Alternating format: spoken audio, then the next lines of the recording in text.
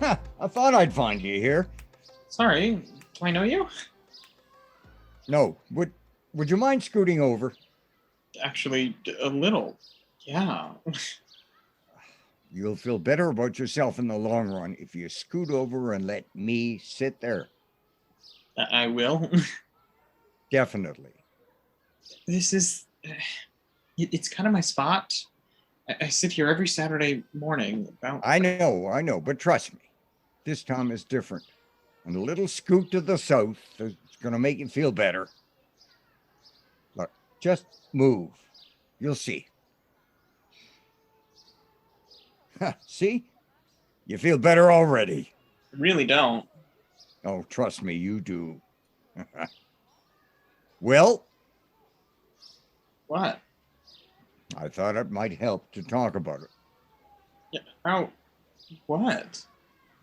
You know. Do I know you? I think we've already covered that. No. But I know you. You do. Oh, yeah. How exactly? I've been watching you, You've been. in a manner of speaking, And you think. that I know what you're going through. Definitely. And do you know that I. That you're feeling a little creeped out right now. Yeah, I know that too. When you say you've been watching me, do you mean like. With a pair of binoculars from across the street? Yeah.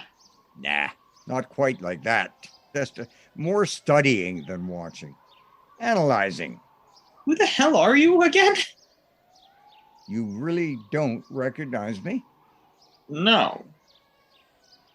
Well, I guess that was too much to hope for. Anyway, want to talk about anything? No. It might make you feel better. I doubt it. Come on, try it. Okay, I'll start. Do you have any actual evidence that Alina doesn't like you? What the fuck? Oh, sit down. What are you getting so excited for? How the hell did I you. told you. Besides, you wear your heart in your sleeve so proudly, it's amazing you haven't bled out completely. Who says I haven't? Sit, sit, sit. This is really awkward talking to you like this. So, back to the question. Do you have any actual evidence that... Yeah. Yes, I do. I don't think you do. Who the fuck? I'm getting to that. I've watched you mope on this bench for years. What the. And I decided I really needed to say something for my own peace of mind. For years. You could say that, yeah. How many years? Oh, about 50. You've been watching me for 50 years. Give or take. I'm 27. So? You don't see anything wrong with the math? You'll piece it together in a minute. Anyway, about Alina. What evidence? What? What evidence do you have that she doesn't like you? I'm not doing this. You think that because she turned you down for a date? What the fuck? I'm seriously, really getting tired of going through that. Next time, I'm smacking you on the head. There could be a million reasons she said no. How do you know that?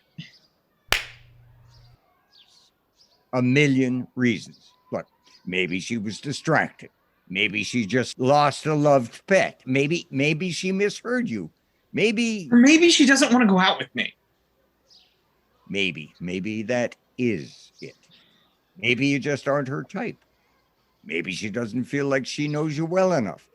Maybe a million possibilities. What's your point? My point is that you are at a crossroads. You have a choice right now as to where you go next. Now you've taken a few steps down the dark and ugly, but what you don't quite get is that you're the one turning off the lights and painting little devil horns on all the trees. That makes no sense. Yeah, I probably could have worded that better. The point is that you've taken one situation, one exchange, one piece of data.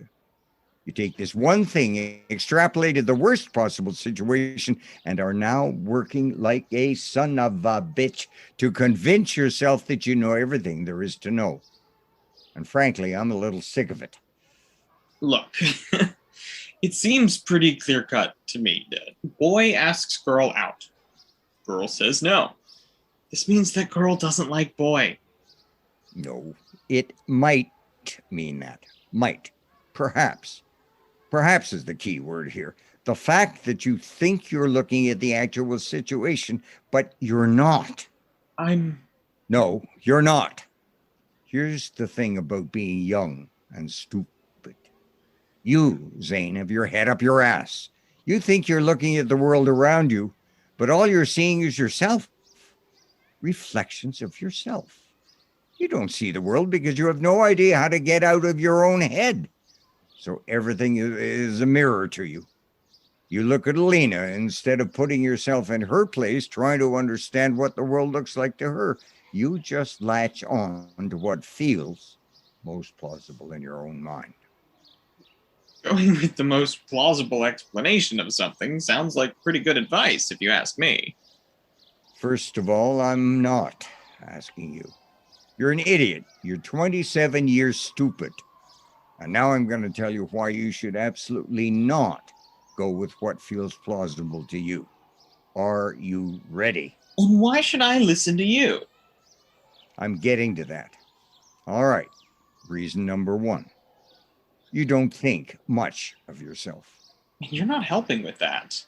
Shut up. You don't have a particularly good self-image, and so the most plausible explanation to you is going to be the one that matches up with that crappy, self-denigrating attitude. Reason number two. You know basically nothing. You never stop to think about what might be happening in someone else's world. You assume that the whole fucking universe revolves around you, responds because of the things you say and do. It never even occurs to you that in terms of the rest of the universe, well, most of it anyway, you're basically irrelevant. You're scenery, a bit player playing a bit part. You're the man in black sitting on bench. You don't even make an appearance in the credit. But you think that everything that happens is a result of your actions and your innermost nature. For someone with so much insecurity, you're really fucking full of yourself. So your advice to the stranger that feels that no one in the world gives a damn about him is to tell him how insignificant he is? Look, sorry.